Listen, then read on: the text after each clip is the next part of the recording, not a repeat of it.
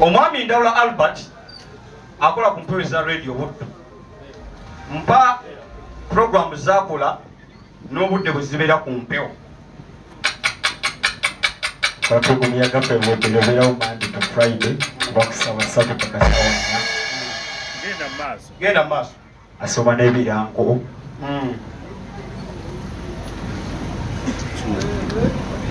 Okomyawo? Nkomye. Kogwe waliwo amulonda. Yaki.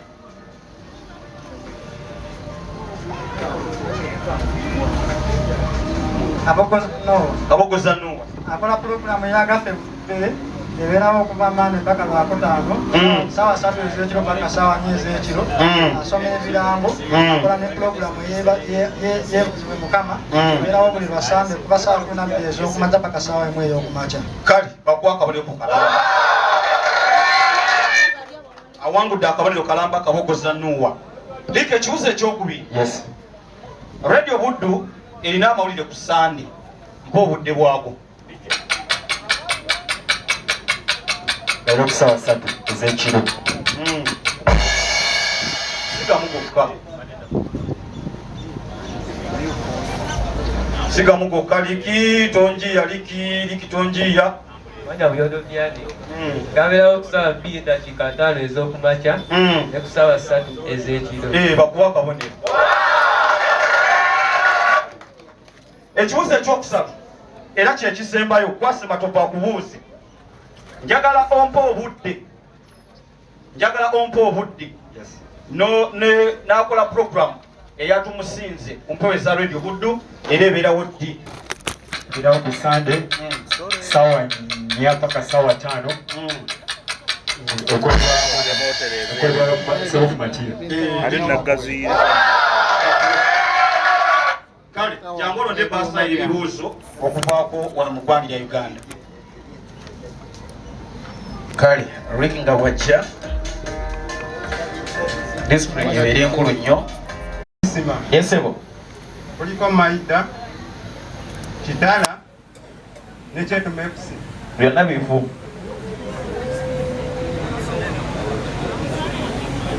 Kwaliko tiimu ya polisi, kwaliko Mbalala City ne kirabu ya Tolo United. Ebisoni ya 2-21-2-2. Ricky, omuzanyi muwanda Maweki azanyira klabu ki? ali mu ttiimu ya Maroons. Bagwebuza. Ekyokusatu. Yes. Gomba erina ebikopo 5 eby'amasaza. Yes. Mpa results ezaava mu kikopo kye baawangula ekyokuna n'omwaka bwe baakiwangulira. Ali ku 17 bakuba ttiimu ya Sinko goli mu kubwerere. Busatu. N'omwaka gwe baasemba okukiika mu mpaka ezo. Twasemba 2019 twagenda ne oli 7. Busatu. Ekyomusanvu. Yes. Ani yali top scorer mu Buganda Regional League mu kampeni ya 2023-2024 golo ze yateeba ne ttiimu gyali azanyiramu omupiira. Anes Kankunda ttiimu ya Ntunga Stars golo 16. Edda.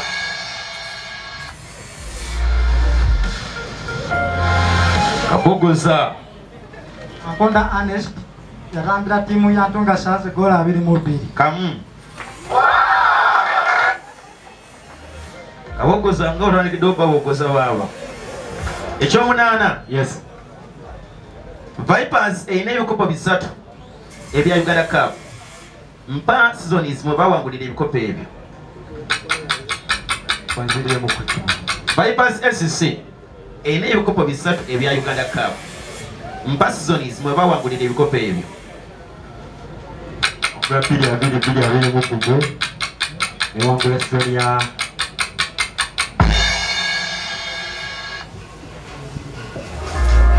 Nowa. Yumba isi. Yumba. 2-2-2-2-2-2-2-2-2-15-2-16. Kikyamu.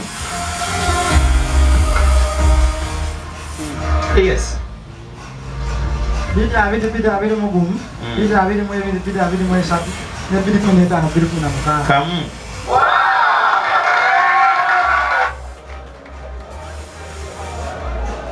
Ricky. Yes. Tugenze ku kibuzo kya mwenda. Yes. Mwana mula pauzi ya Najemba. Yes sir. Muzanyi wa mupiira. Mpaka irabu gyazanyiramu. Ayamudalina mu Moscow. Bakulu 3. Ekiddako. Yes. Mpa omuzanyi wa Uganda yateeba golo yokka ku tiimu yaffe ey'abaana abawala eya under 20 mu World Cup qualifiers eza 2022 mu Uganda omupiira gwe yazannya neekubwa ekitende golo zaali 2-1. Mpa yateeba golo yaffe eggwanga erya Uganda. Pauzi ya Najemba. Busatu. Tugende maaso. Gende. Egypt yawangula empaka eza AFCON eza 2017. Fati yakubwa Egypt yakuba mu finals eza AFCON 2017. Ani yali omutendesi w'eggwanga eri? Carlos Queiroz. Nedda.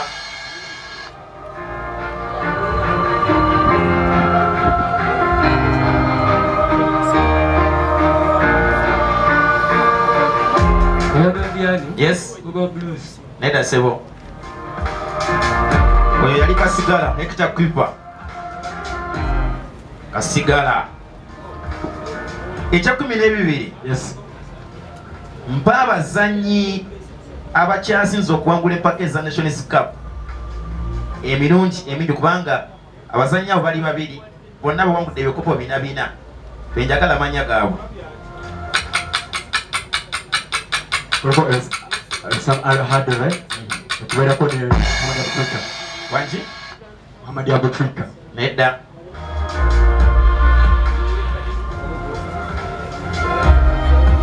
Bogoza. Kuliko Muhammad Hassan. Wanji? Kuliko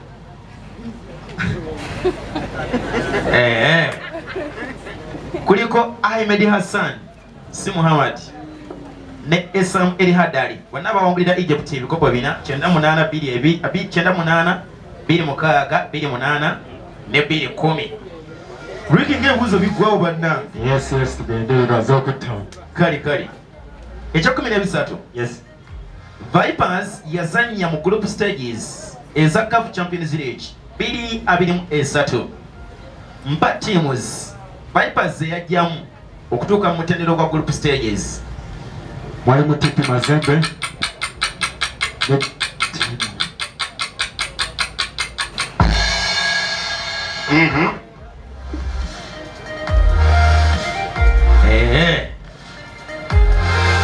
Abogoza no. Yes. Waliko timu ya Olympic ya Udibangwi ne Tipi Mazembe.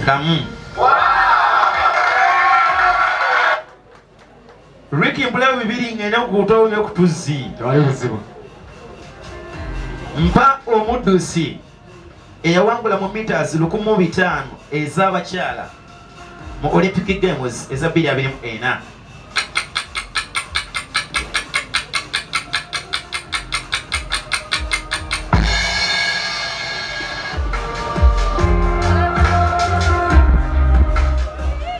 Face the goal.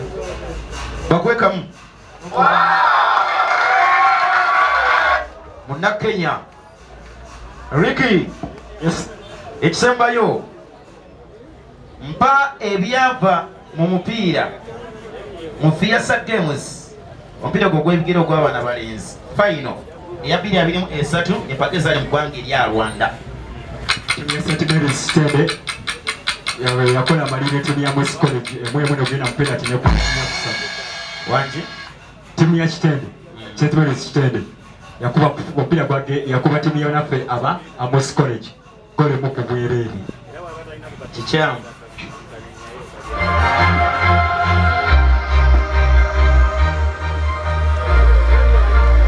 Timu ya St. Mary's Kitende yakuba mu scores gonya kubieza penalty oluvannyuma lw'okulingagana gooli mu kweweta kigeeza esalira. Kamu. so n'omulala naye gyatandikira awo Lidi wakomye.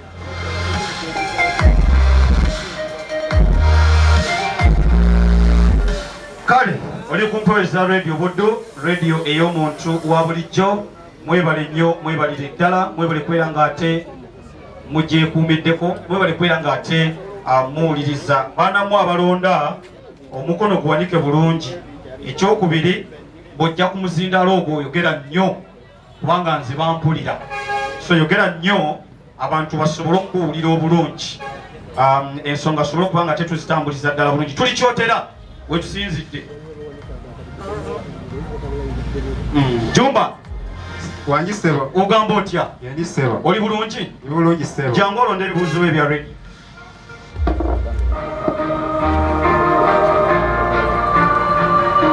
Kale nno banywanyi baffe aba boda banange temupakinga mukubo banywanyi.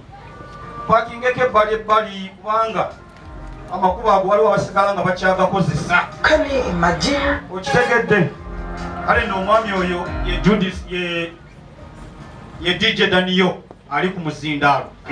Jumba Sebo. oli bulungi? Bulungi Sebo. Onywedde? Sebo. Onywedde ki? Chai. Ekibuuzo ekisooka. Sebo. Mpa obudde bw'amawulire ku lunaku olw'omukaaga ku mpewo za radio obudde y'omuntu wa bulijjo. Kiganye. N'esiimye abakkiriza nga bibalemye. N'esiimye abakkiriza nga bibalemye. Abokozano ku ssaawa emu n'eddakiika 5 ez'okumanja paka ku ssaawa 2, ku ssaawa 7 ez'emisana n'eddakiika 5 paka ssaawa 8, ne ku ssaawa emu ey'akawungeezi. Ye Kabokozano bakuwe. Jumba Sebo. oli bulungi? Sebo. Njagala ompe oluguudo n'ekizimbe Radio Buddu weesangibwa. Erigini Street, Erigini Road. Ekizimbe bakiyita Buddu Plaza. Bakuwe. Ekibuuzo ekisembayo ekya radio. Omwami gwe bayita Judy Sonko mukozi ku mpewo za Radio Buddu.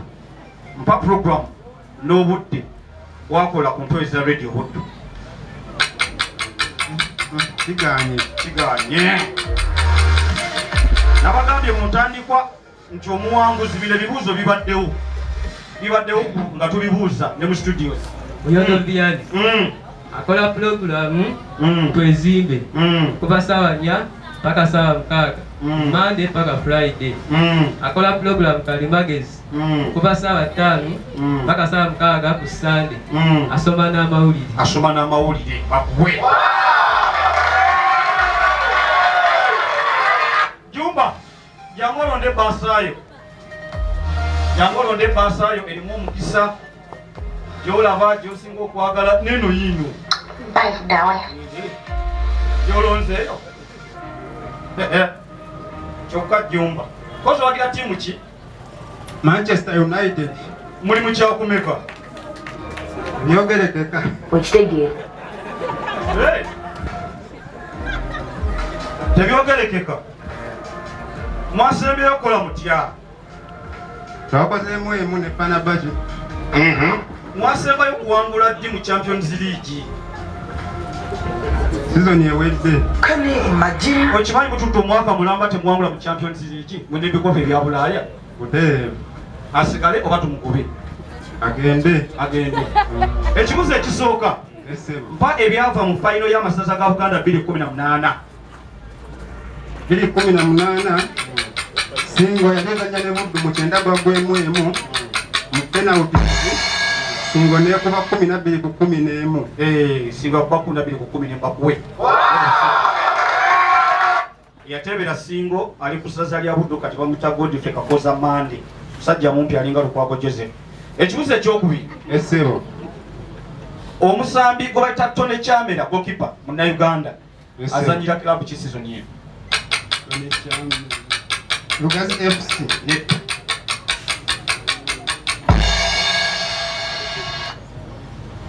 Tone Kyamera. Ali ku Buddo Secondary School awo. Nga gyali eyo. Niki Michael Julius. Ali mu Black Power. azanyira Paida Black Angels, si Black's Power. Ekibuuzo ekyokusatu njagala ombuulire club ya Vipers yakwambula bikopo mukaaga ebyalijja eggwanga ya Uganda ey'oku ntikko. Mpa seasons at least esatu zesembyeyo okwangula ekikopo ekyo. Sizoni ya 2022-2023 2021 ne sizoni ya 2018 ne sizoni ya 2021. Nedda. Tereza budde bwakuweddeko dda. Sawa yakubye dda. Sawa ekyo kiwa ekitiibwa. Sizoni ya 2019-2020 2020-2022 ne sizoni ya 2020-2023. Sizoni ki esembyeyo? Sizoni ya 2019-2020 2020-2022 ne sizoni ya 2020-2023. Bakuwe. Ekibuuzo ekiddako njagala ompe ebisaawe ebibiri ebyateekateeka fayino eza Fupa Drum 2022 kubanga yasambibwa mu Legs B. Kati mpe ebisaawe ebyo ebibiri bwe basambira fayino eyo. Philip Omondi Stadium Ngeru Technical Center. Nedda ssebo.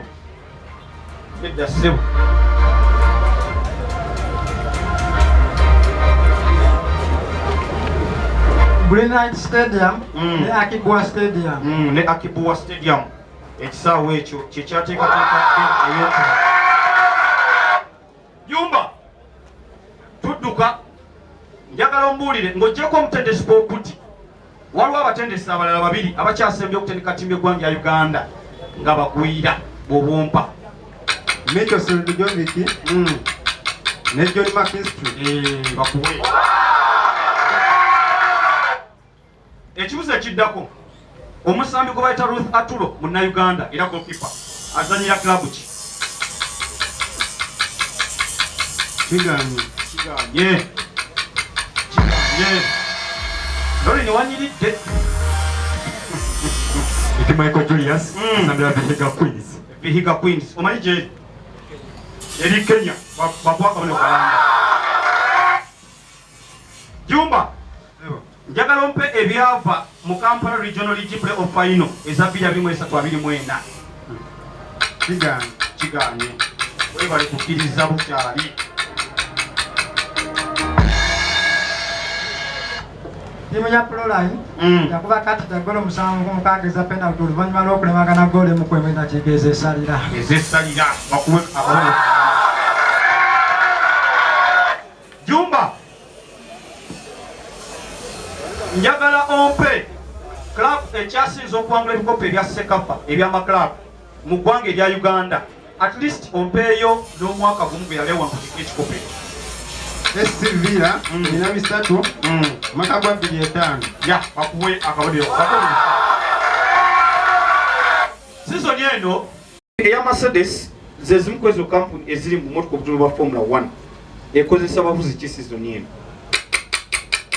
Lewis Hamilton.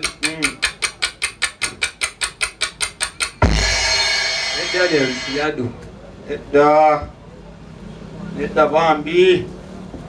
Iti Michael Julius, Lewis Hamilton, George Russell. Yes, George Russell. Owai. Bayisewo. Emabega eno waliyo edduuka eritunda ebyokunywa. Kogwe. Bamuwe ku ssente ze. Mazima. Mpa amanya ga manager wa Lille.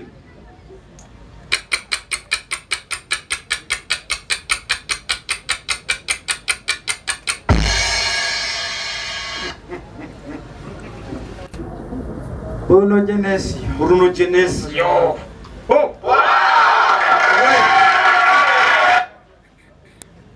Buyondo.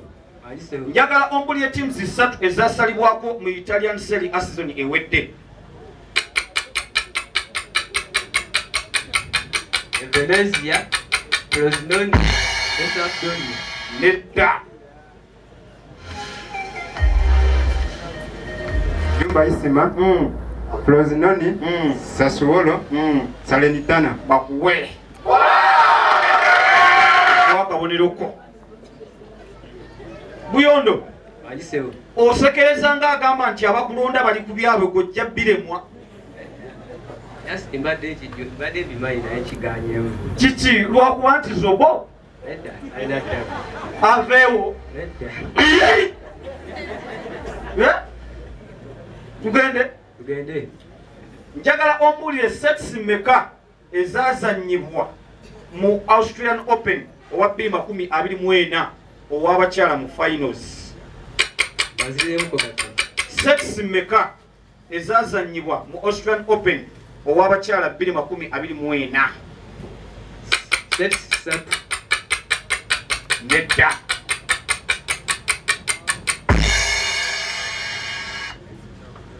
Sets bbiri. Abogoza nnungu abakola. Abogoza omanyi aziwangula. Mumpa amanyi. Kale kankolimewo. Buyondo. Sebo. Oli bulungi? Esebo. Damu n'amaanyi. Ebulungi. Oli bulungi? Kale njagala ompe omusambi akyasinze okuteba penalties mu Premier League ng'akyali active nakati akyasamba. James Milner. Wandi? James Milner.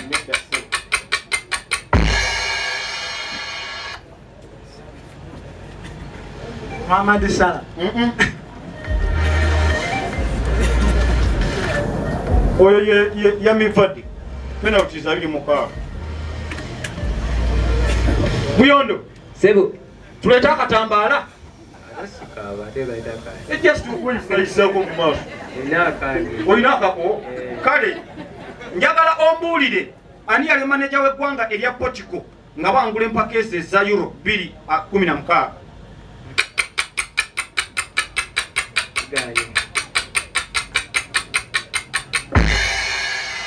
Michael Julius, Fernando Santos. Bakuwa kabonero. Kale tugende. Njagala ompeyo finals 2. Omusambi Angel Di Maria mwatebedde goal ku timu y'eggwanga ya Argentina. World Cup 2022 ne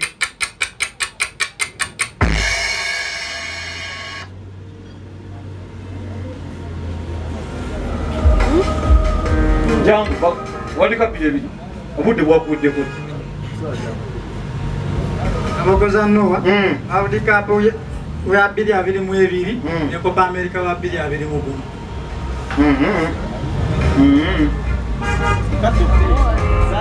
Zakyasimbye. Finals ebiri zakyasimbye okuteba Di Maria. World Cup 2022 ne Copa America 2024. Nedda. Jumba Isima. World Cup 2022. Ne final lazima 2021. Penalizima ba. Nkumye. Yali ya 2022 si 2021. Nkumye. Onziba. Ekibuzo ekisemba tugende mu penalty. Eseo. Njagala ombuulire omusambi akyasembyeyo okuteeba goal eya Olympico mu Champions League. Baziremu katibu. Ani akyasembyeyo okuteeba goal eya Olympico mu Champions League.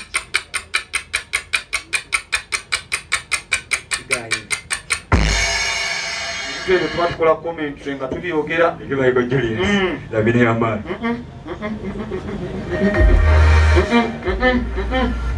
Otagudde omutwe. Goal ya Olympico yo mukimanyi. Omusambi ya Christian Pulisic. Goal ya Olympico ye goal omusambi mwatebera mu kona direct. Kali katugende mu Kanya then Brentisa. Nga tuyimba ebintu ebyo bannange. Olympico kona butereevu mu katimba. Messi akyanonya goal ekyamubuze. Messi anonya ebintu bibiri. Perfect hat-trick n'Olympico. Ana wanyu perfect teatro iko imwe ku sente.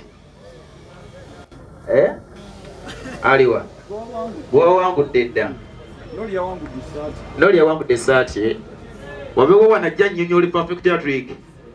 Atanna ogowazedda. Gowazedda n'olemwa. Ngatanajja. Noli ya.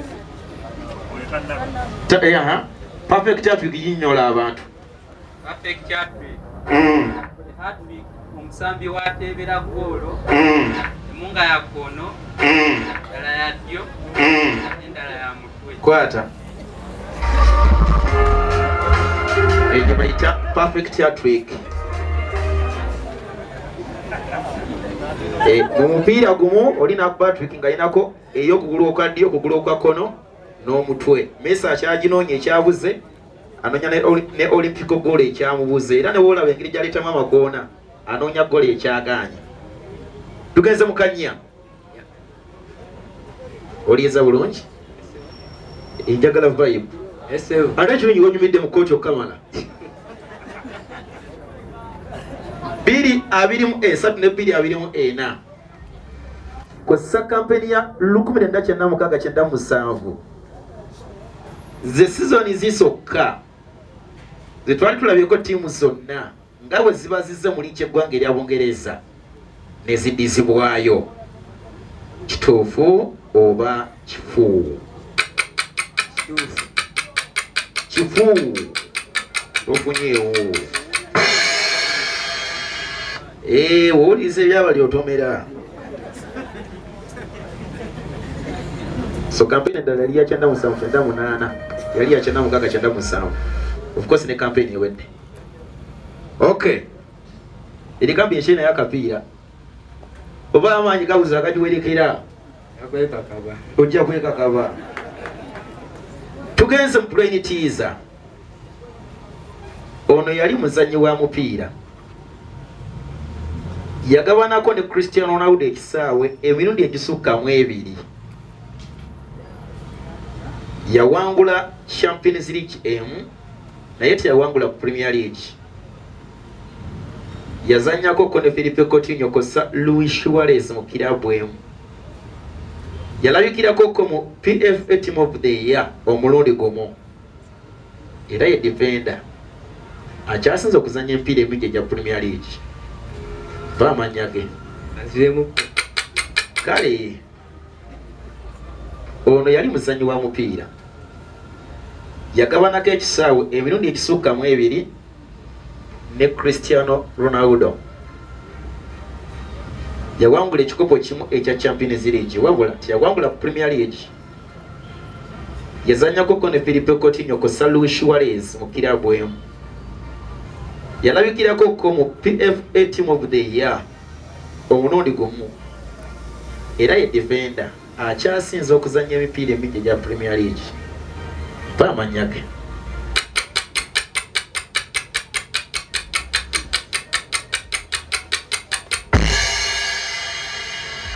Tewali alonda. Oyo yamikalaga. Kaza kisinzo bawuzaabuza okusharinga ekisaawe ne Cristiano Ronaldo. Bwe mwesinkana mubeera mu kisaawe kyekimu. So mwenna mubeera mu kigabanya. So ye yamikalaga. Biweddeyo.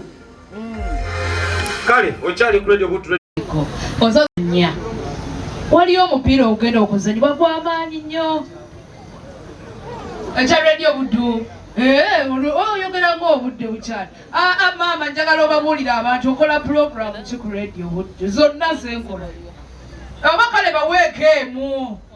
N'ebeemu bweti nga Sabrina nzagikola. Oweereza byamizannyo. Yesu okola ebyemizannyo buli ali wano akimanyi tinkola byamizannyo naye nina programs zenkola badde nsaba at least ompeeyo program wangi maama wangi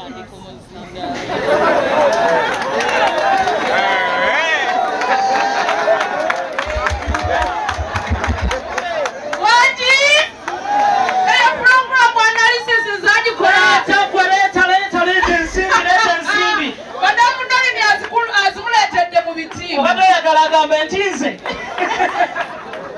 yokumakya ku Lwomukaaga ku ssaawa 12:00 nga si Master Kalema wabula omulala.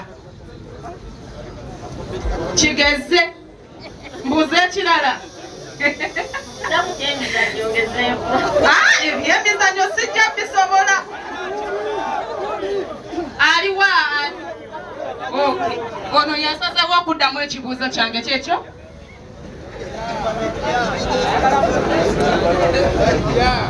Salongo John Jones.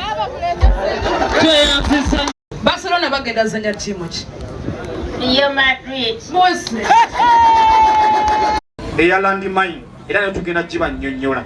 So mugenda kubanga mubawulira njagala babaluke nga naffe bwe tubaluka ku mpewo. So matubikiroke kale Julius Michael yagenda okusooka era olaba bulungi wotudde. Tutambule. Yes, so right, 98.5.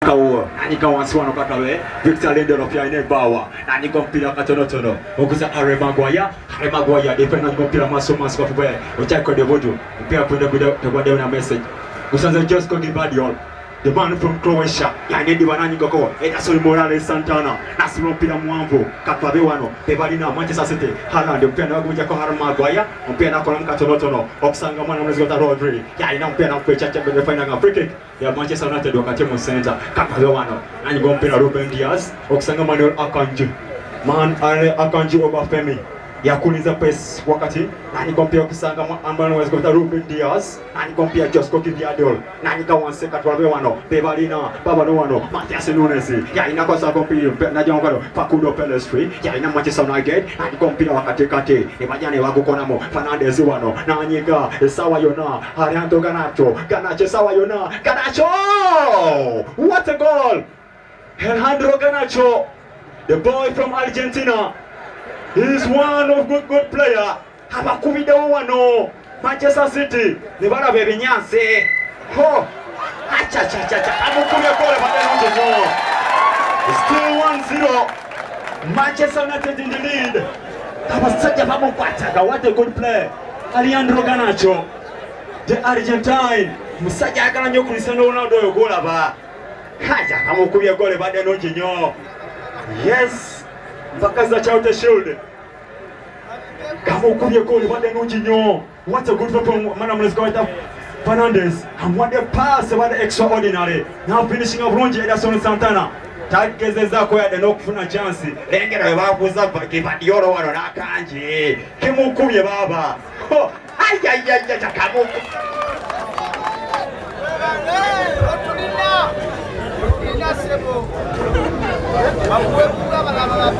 Manchester United ogwa Community Shield leguja wano ba Jose Kogwa video na kutekewa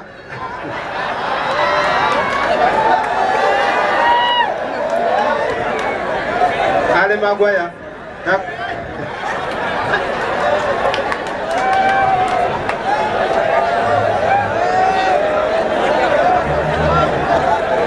omusajja tafiira miguwa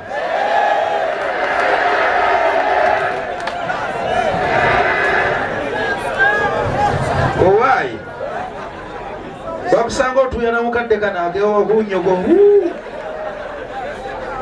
ng'akatuuya kakuvaamu obulinga ali mu tanuuru kale tugenze genda ku Teduga Community Shield mwaka 2024 mpira gwe basembayo okusinkana kwali mu FA Cup Finals era nga maani mpira yagubangula gozi 2-1 golo za Alejandro Ganacho ne Kobe Maino golo ya Manchester City yateera Jeremy Doku maani we balina omupiira wano Ganacho n'agaba katulabe Evans n'agaba wano Manga Victor Lindelof maani bagezaako okubanga balumba Ganacho n'afuna Ganacho n'adizaako Lindelof maani n'omupiira be balina Natizako onana Manu eranga mwana mule Gerard Kireti yompira guno yagulamude yaguli mu center batikizaka ava mu gwange lya Australia refari yeka ava mu gwange lya Australia ngalamula mu back Premier League mu gwange lya Bungereza Manchester City Manera Akanji Oscar Bob nafuna nagaba Man City katulabe Oscar Bob nagaba Nicolawis nagaba katulabe Savinyo nafuna n'abakozi Bob Maniu tebaja kuonesa wayona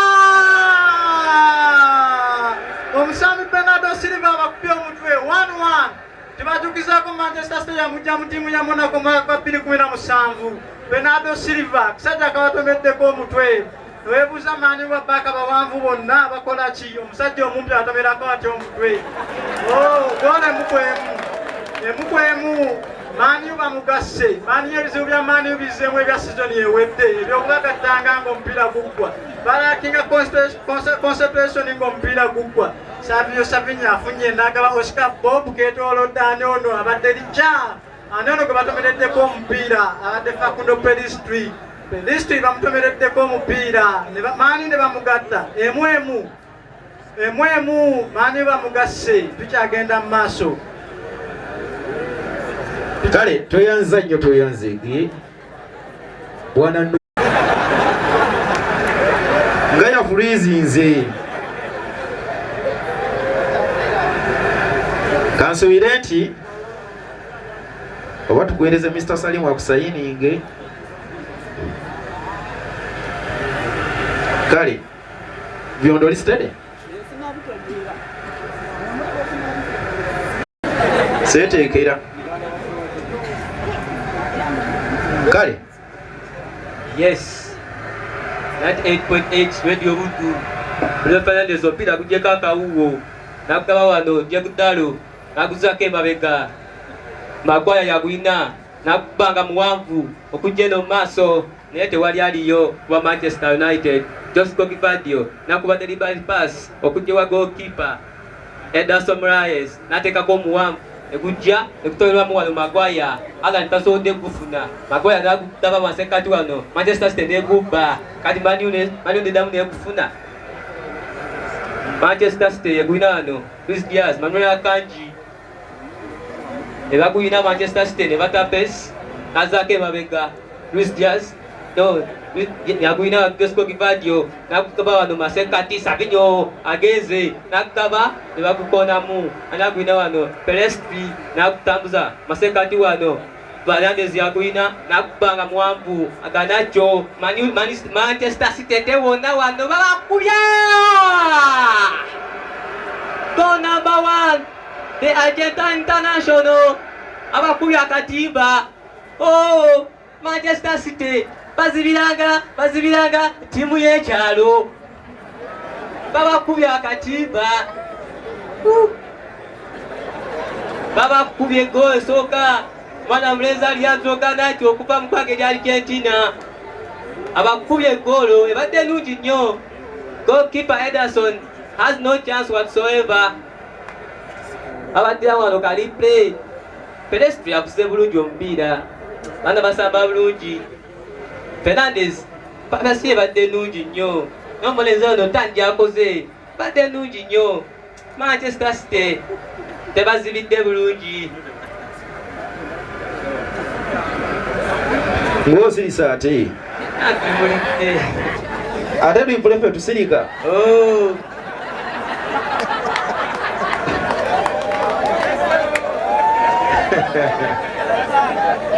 ati banaesinga naffe wetuba tuweereza omupiira olwipule nga tusirikawo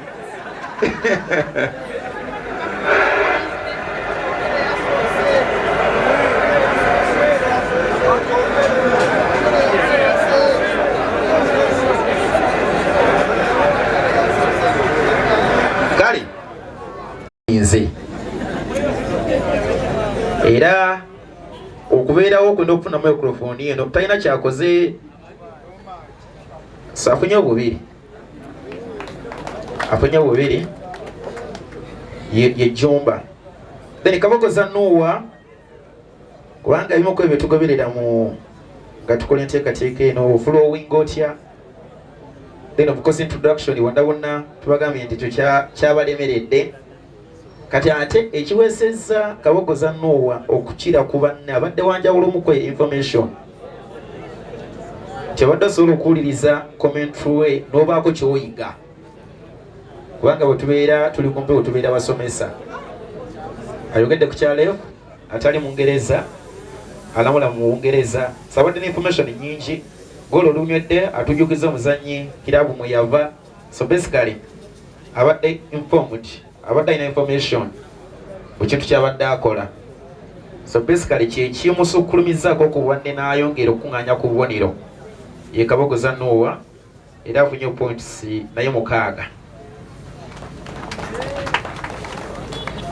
Then Vianney niye mwagadde nnyo. Abadde afulowinga bulungi mu ddoboozi lye. That talina information. Ate ng'obadde olaba nti abadde original. Kyakola kibadde kyenga omuntu. So ye afunye points 5.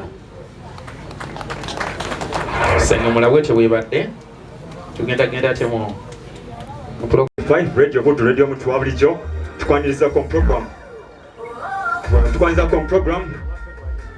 It's a sports update one ku radio butu radio mu tuwabulijjo. Nga atudde mu mabika g'omuzinzi aloko Eleki Michael Julius amaji ku Mind Cup.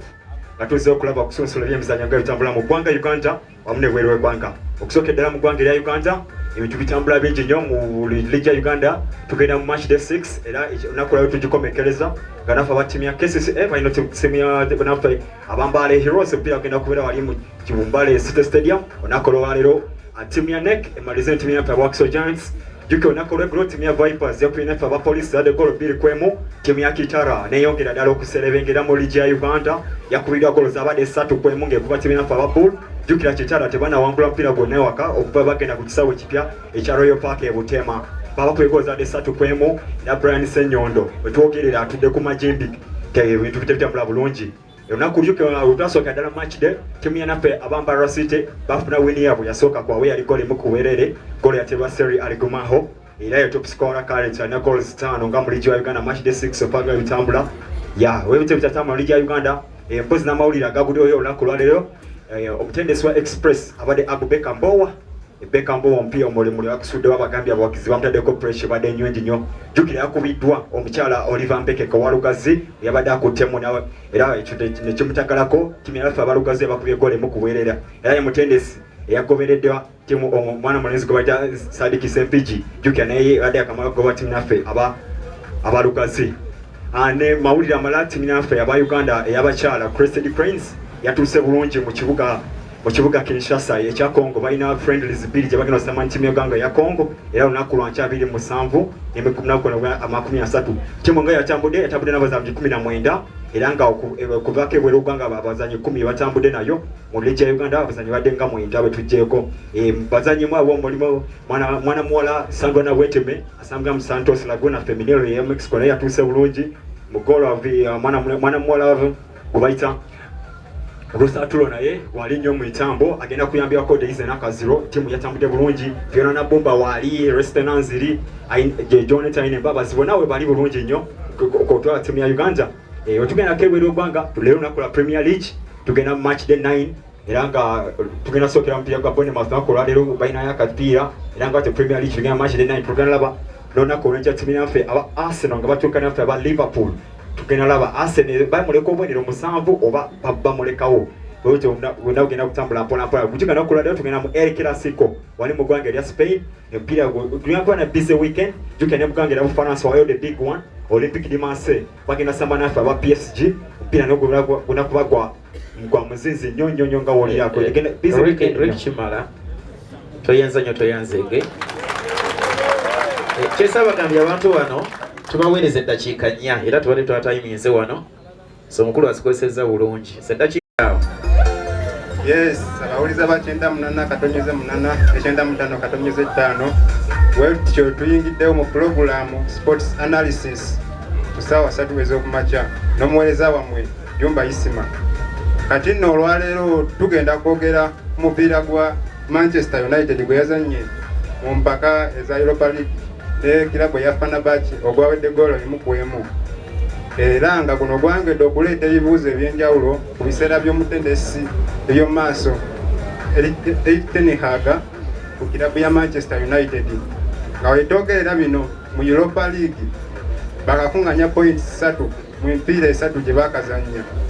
Kyokka nga n'ekisinga okwewuunyisa mu Premier League mu mipiira 8 bakuŋŋanya points 11. era nga kino kyongedde okuleetawo ebibuuzo ebyenjawulo okuba mbawagizi nga beebuuza abagagga bo bakyala baki mu mutendesi ono. Eric Ten Hag